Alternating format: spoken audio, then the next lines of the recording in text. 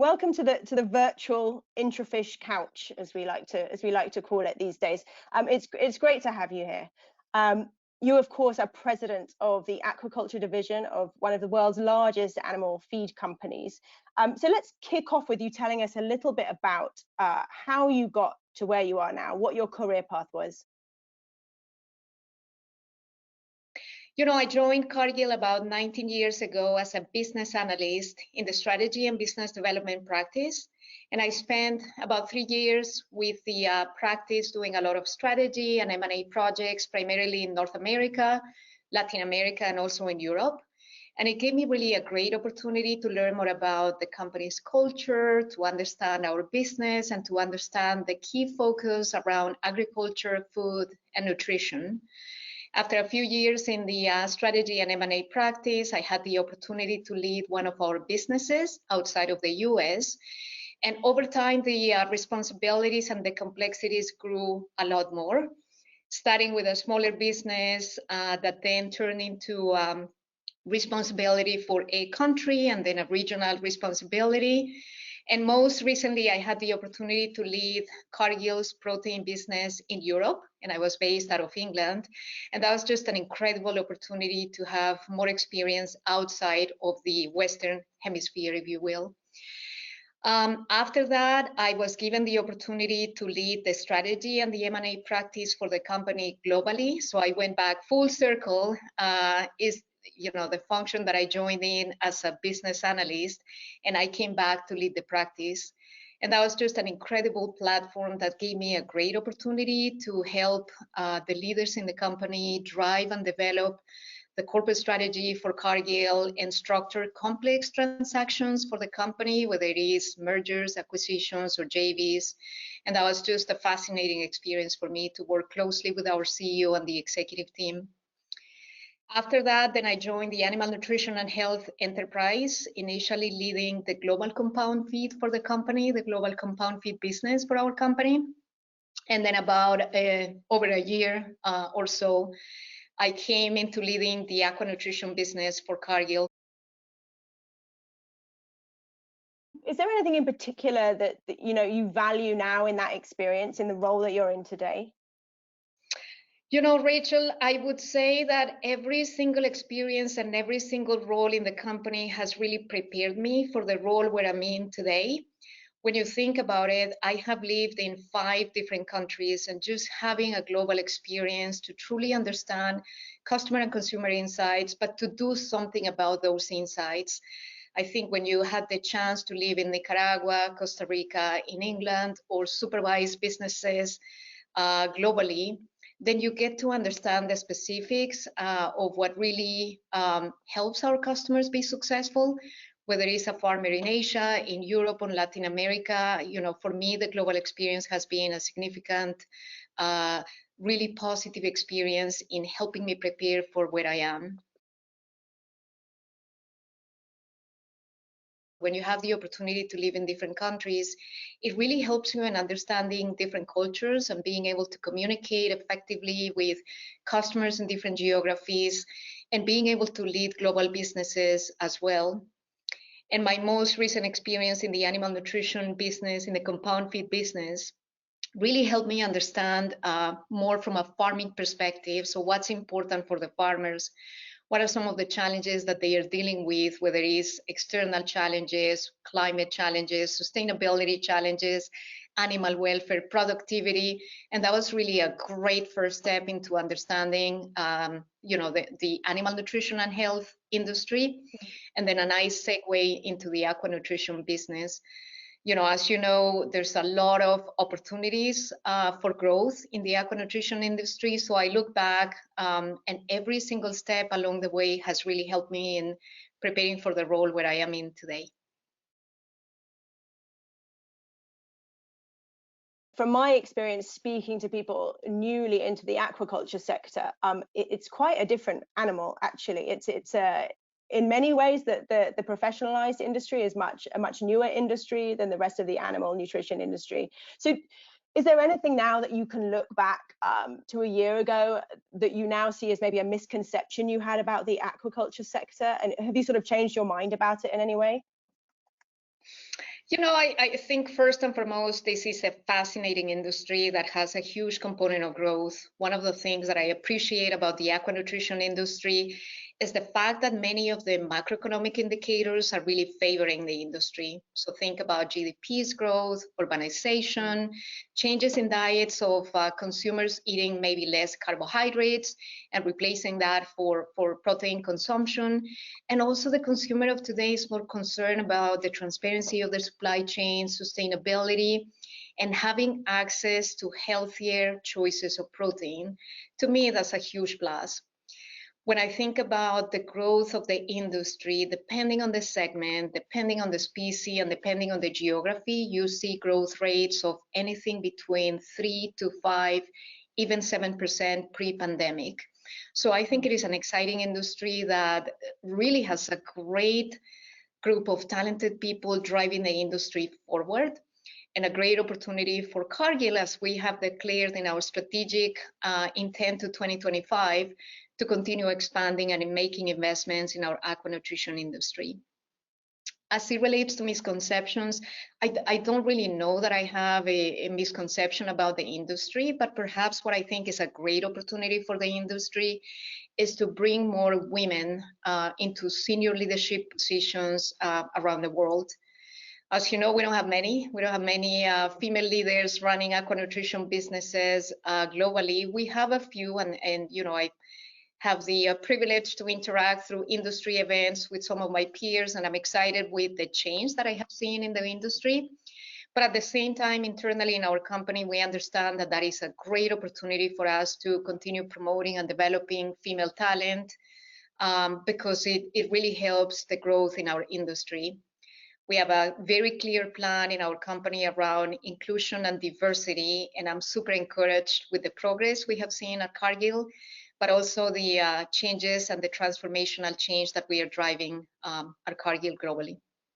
Yeah, and hold that thought, because I will come back to that later on, that diversity Sure. issue.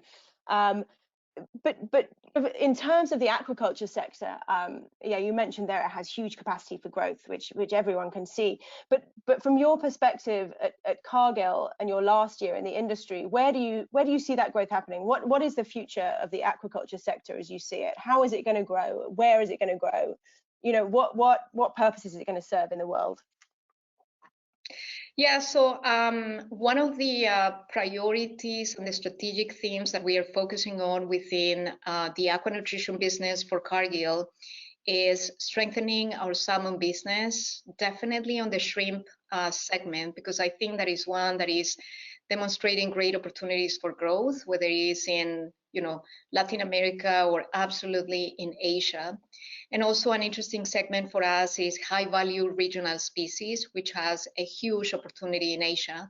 So think about golden pompano and some of the other regional local species that are demonstrating a huge growth rate precisely because it is driven by consumers' demand. After the pandemic, I think it is fair to say that everybody has adapted to run our businesses in a very different way. For us, definitely connecting with our teams, with our customers, maintaining that constant interaction and support to our customers is fundamental. So right after the pandemic, we started implementing and expanding the use of technologies to connect more closely with our customers in a way that I feel that is really a great change that is forcing us to think different about supporting our customers virtually, a lot more virtually, obviously, but definitely thinking about leveraging technology data in a way that we can help our customers drive growth. One of the great examples that we have in our company is Aquatic, which really provides real-time data for our shrimp farmers today in a way that they can make informed decisions to get them to be more productive, more efficient, and more effective, which is something that we all are trying to do. So for me, the opportunity to leverage data, technology to support our customers is a huge opportunity and one that we are heavily investing on. And I would say the other one is talent. When I think about the core capabilities of our company and our business are in the areas of innovation, nutritional expertise, risk management, sourcing, and sustainable solutions for our customers. So you will see a lot more emphasis on that, particularly because customers are wanting more. And it is an excellent opportunity for us to provide that strategic solutions that will help our customers drive forward. This is probably one of the most difficult years that we have lived through. When I think about the change that was imposed on us overnight without even thinking that it was going to last as much as it has, it's been a difficult year for everybody. And I would say, you know, the first priority for Cargill has been the safety of our employees. And immediately when the lockdowns and shelters in place were imposed, the first thing that we did in our company is to make sure that we would provide the resources, improve the processes, and adapt our facilities in a way that we can provide a safe working environment for all our employees. So the top priority for our company during the pandemic has been providing a safe working environment, making sure that our employees are safe, and providing a little bit more of education and awareness in terms of what to do during the pandemic. The second thing I would say is making sure that we can provide continuity of business for our customers. Our customers depend on Cargill, and they have farms and they have fish and shrimp that they need to feed. So for us, ensuring that there was that continued supply of products for our customers was the second priority. And I am just so proud to see our employees globally, you know, rising to the occasion and stepping up in a way that, you know, we are extremely proud of and humbled with the commitment from our employees as it relates to the industry, the aqua nutrition industry, and our customers. I think it is fair to say that despite the challenges and some disruptions that we've faced, we have been able to continue supplying our customers with the feed they need. And that really makes me proud of our company, our employees, and demonstrates the resilience and the solid foundation of our supply chains, which is great. But for me, probably the most difficult aspect of the pandemic is not being able to get on a plane to visit our global teams, to talk to our customers, and to really engage in discussions that, you know, while you try to do virtually, it's hard. I enjoy visiting our customers' farms and really walk through the farms and have a conversation about the challenges and the opportunities and the solutions that we can provide. And we haven't been able to do that since the pandemic started. That said, I can say we have adapted. I mean, we have, as I mentioned before, introduced technologies. We have a fantastic solution that is a Microsoft virtual reality and AI technology called HoloLens that it feels as if you are there. Post-pandemic, the percentage of people that buy food online has increased dramatically overnight. Companies are adapting to selling seafood products more online than what we did before. And I think there is a huge opportunity that will not go back from my perspective to the way that it was before. And I would say the other one, Rachel, is, you know, the move from the food service segment into the retail segment. Because of the shelters in place and the lockdowns, then obviously the HoReCa segment, the hotels, restaurants, catering, and obviously food service overall was significantly impacted in a way that the consumer now is buying more through either online or a retailer as opposed to food service. And I have been absolutely impressed with how our customers have adapted. We have seen a significant shift into selling from food service into the retail segment, and we have been able to support our customers in that change. I think it is the entire supply chain, but obviously think about little things like packaging, right? When you're selling into the retailers, it's slightly different than what it would be for a food service, a restaurant, or a hotel, or a catering industry, in the sense that the quantities, the sizes, the packaging are completely different. The consumer of today is definitely more concerned about the transparency of the supply chain. They are asking questions that go beyond what am I eating, but how was my fish or my shrimp processed? Who participated in the supply chain that got this shrimp into my plate? did we have a good approach in terms of protecting the planet and the ocean? And again, certainly a priority for our aqua nutrition business. We're thinking not only in terms of sustainability as it relates to protecting the ocean, protecting the planet, and doing the right thing throughout end-to-end in the supply chain.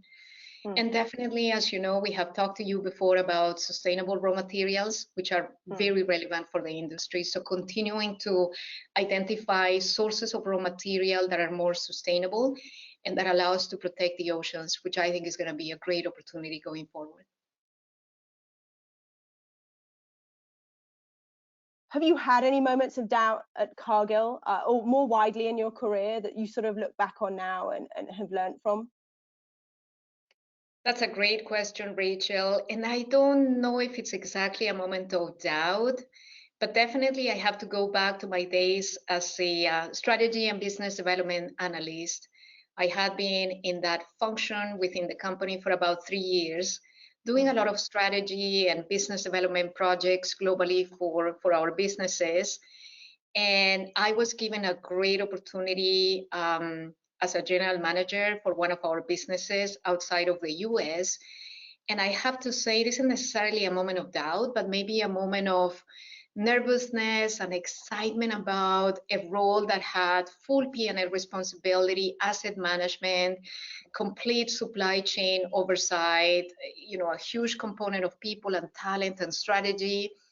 And it was a great moment for me to stop and think about it. Can I do this?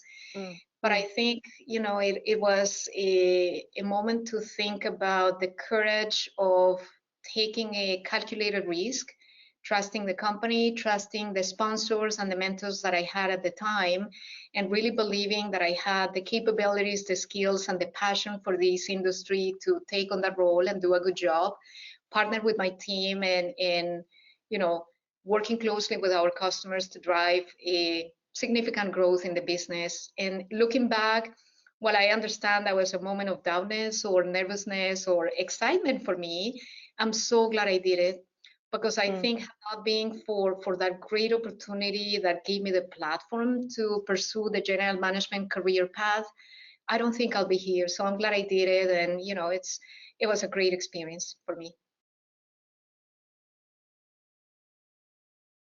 One of the most important aspects of being an effective leader is getting the people aspect right. Not moving too quickly, not moving too slow, not taking too long in making people decisions. And I have to say, I have hired people that were not exactly the right fit for the company, or the company wasn't the right fit for the priorities of the individuals. But looking back, I have learned a lot. From my perspective, I'm obviously partnering with my team in assessing talent and making sure that when we make talent decisions, it's not just about the skills and the experiences and the capabilities of the individual that we are hiring, but it's also about the character, the leadership style, the commitment and the passion that the individual has to have with our company's mission and purpose of nourishing the world and doing safely, responsibly, and sustainable. Because at the end of the day, that is what Cargill is all about. It's about our commitment to nourish the world, to do it safely and sustainably.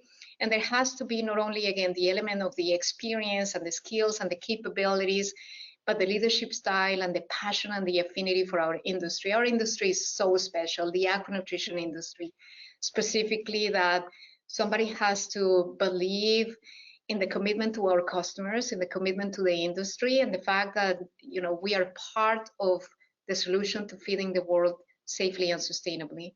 So that's probably one of the biggest lessons related to talent and people.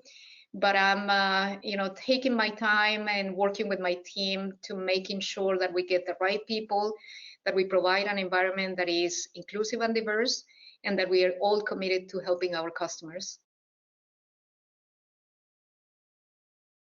When I think about my leadership style, Rachel, I would say that I'm somebody who is a people person.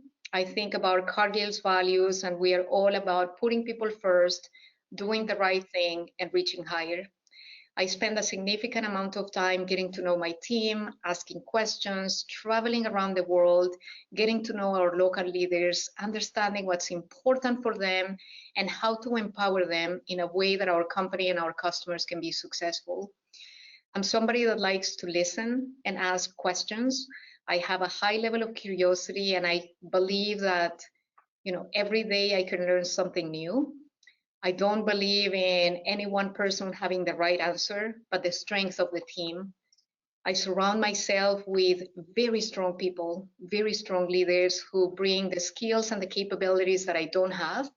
Because at the end of the day, I know that if I am surrounded with a great team and we have a really good team to help us drive things forward, then our company and our customers are going to be in a really good position. I'm somebody that likes to define a clear path forward and really quickly move into execution. I like to hold myself and my team accountable for high expectations. And at the end of the day, I know that if we execute our plans and think about our customers and put our people first, then we're going to be in a really good place. And I would say at the end of the day, I'm very clear with my expectations. I'm very candid. I'm very open, but ultimately approachable and somebody that is available for our teams and our customers. You're one of the sort of few people, women of power in the seafood sector, sort of certainly at your level. Does that make your job more difficult for you? Great question, Rachel. I would say for the most part, no. When I think about my experience at Cargill, pretty much, particularly externally, whether it is the protein industry, the animal nutrition industry, there's not a lot of women. Definitely the trend is changing, and we have seen a lot more women coming to senior roles within the animal protein and the animal nutrition industry and aquaculture as well.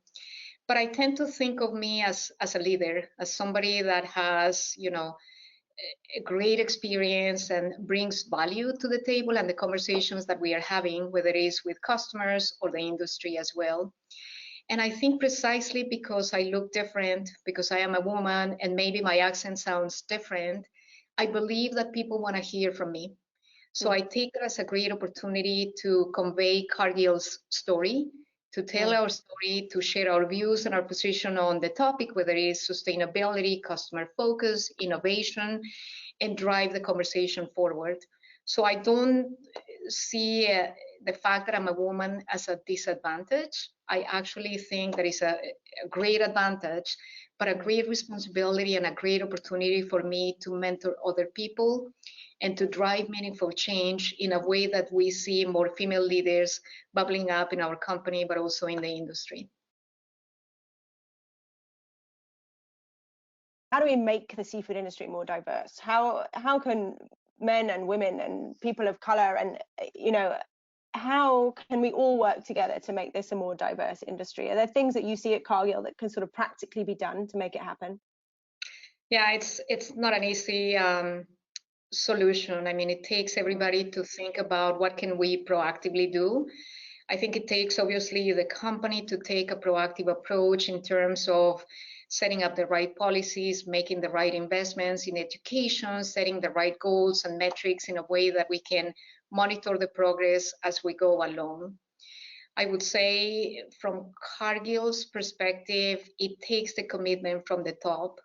And I can tell you that David McLennan, our CEO, is fully committed to driving a company and an environment that is more inclusive and diverse. He personally has communicated his expectations of himself and his team and the rest of the company in driving meaningful change. We have set up goals and aspirations. We have committed to parity by 2030, which I think it is definitely something we can do. And we are driving meaningful change by simply having discussions about inclusion and diversity. Why is this important? All the managers and supervisors in our company have gone through unconscious bias, because at the end of the day, it requires not only policies and metrics, but also education and awareness. And, our company has taken a step back and really assessed our processes, our tools, how we hire, how we develop, how we promote people, to really understand if there's a bias in place and to take action. So I'm very confident that with the actions we have taken, the policies that we have implemented, we are seeing change and we will continue to see change. But at the end of the day, my best advice to any employee in the company is, if you see something, if you hear something, do not shy away from engaging in a conversation that will drive to a more inclusive and diverse environment. Ask the question. You know, if a manager makes a comment or a decision has been made that appears to be biased, I think it is important that there's a constructive dialogue around driving an environment that is more inclusive and diverse. And to me, that applies for Cargill, but also for the industry as well. You said, Pilar, that you surround yourself with strong people. That's part of your sort of management style. Who are your biggest champions, both in and out of Cargill? Yeah, I don't know that I have a long list of people championing me, but I can say from the day that I joined this company, and actually the day that I came to the US from Colombia, I felt welcome, embraced, and supported. And I think I've encountered so many mentors and sponsors who took an active interest in my career from the beginning. And in many ways, I have to thank all of them for the fact that I was given so many opportunities, and the opportunities to run global businesses or the strategy and M&A practice for the company. And it's precisely because, you know, a lot of people took an active interest in developing me and helping me becoming a stronger leader. So I would say, you know, there's a lot of people that supported me and championed me in the past and even today. In addition to that, I would say my team. I have an incredibly strong team that is helping us and helping me and coaching me and helping us drive for more, both within the company but also externally. And at the end of the day, I would say I couldn't have done this without my family. I have an extremely supportive husband who has moved with us so many different times. We have lived in 5 different countries and many states in the US, and that wouldn't have been possible if it wasn't for the support that I get at home from my husband and my children. So I would say my peers, my mentors, my sponsors, my team, and definitely my own family. What's next for Pilar Cruz? What's on the cards in the future? For now, I'm probably in one of the best industries that you could possibly imagine. We are growing. We are supported by macroeconomic, customer and consumer indicators and trends. We're making significant investments. This is a core business for Cargill and a critical one, where we are going to continue to make investments in talent, capabilities, innovation, sustainability. And I'm just pleased with the great partnerships that we have with our customers, with our employees, and the growth that we expect. So I'm enjoying where I am today, and I love being part of Cargill because I know we're making a difference in nourishing the world in a safe, sustainable, and responsible way. Pilar, it's been a pleasure speaking to you. Thank you so much for your time, and we will catch up with you again soon. Thank you so much for having me, Rachel. I always enjoy spending time with you and IntraFish, and I appreciated the opportunity to continue to tell our story. Thank you.